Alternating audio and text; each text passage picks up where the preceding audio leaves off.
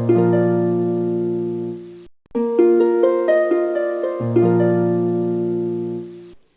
అండి, welcome back to Lavanya's kitchen. ఈరోజు మనం కొత్తిమీర రైస్ ఎలా రెడీ చేసుకుందామో చూద్దాము. ముందుగా కొత్తిమీర రైస్ కోసం కావాల్సింది వండి చల్లార్చిన అన్నం అండి. ఇది తాలింపు గింజలు కావాలి, పసుపు, రుచికి సరిపడా సాల్ట్, కొంచెం ఆయిల్, కొంచెం కాజు పలుకులండి. ఇవి అవైలబుల్గా లేకపోతే మీరు పల్లీలు కూడా వేసుకోవచ్చు. కారానికి సరిపడా పచ్చిమిర్చి నేనైతే ఒక 8 తీసుకున్నాను. 2 కొత్తిమీర కట్టలు చిన్నవి. ముందుగా మనం ఇవి పచ్చిమిర్చి కొత్తిమీర పేస్ట్ రెడీ చేసుకుందాం. పచ్చిమిరపకాయలు మిక్సీ జార్లో వేసుకొని కొత్తిమీర కూడా వేసేసుకొని కొంచెం సాల్ట్ వేసుకొని మిక్సీ చేసుకుందాం. ఇది స్టవ్ పైన ప్యాన్ పెట్టుకొని ఆయిల్ వేసుకుందాం.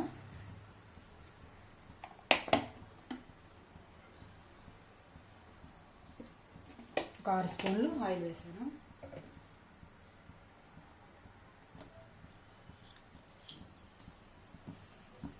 ఆయిల్ వేడెక్కింది, మనం కాజు ఫ్రై చేసుకుందాం.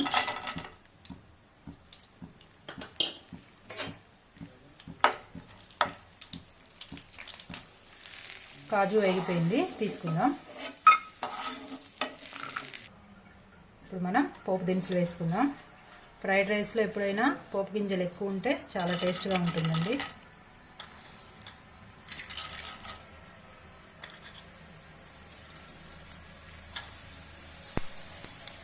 పచ్చిపప్పు, మినపప్పు, ఆవాలు, జీలకర్ర వేసాను. పోపు దినుసులు వేగిపోయాయండి. ఇప్పుడు ఇది కొత్తిమీర, పచ్చిమిర్చి గ్రైండ్ చేసుకున్నాను. ఇది ముందుగానే గ్రైండ్ చేసి పెట్టుకోవద్దు, నల్లగా అయిపోతుంది. మనం స్టవ్ ఆన్ చేసుకున్నాకే మిక్సీ పట్టుకొని వేసేసుకోవాలండి.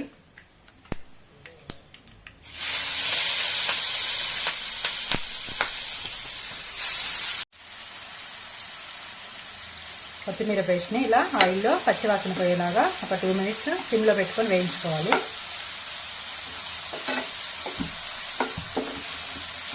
ఈ రైస్ చాలా బాగుంటుందండి. కూరగాయలు ఎప్పుడు అవైలబుల్గా లేనప్పుడు ఇలా రైస్ వండి మనం చక్కగా పెట్టేయచ్చు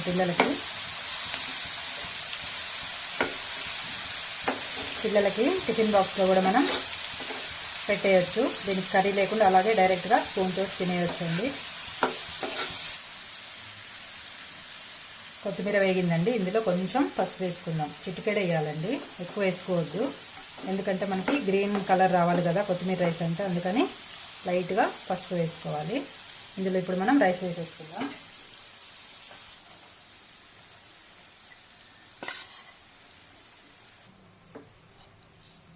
ఇలా బాగా మిక్స్ అయ్యేటట్టు వేసుకోవాలి.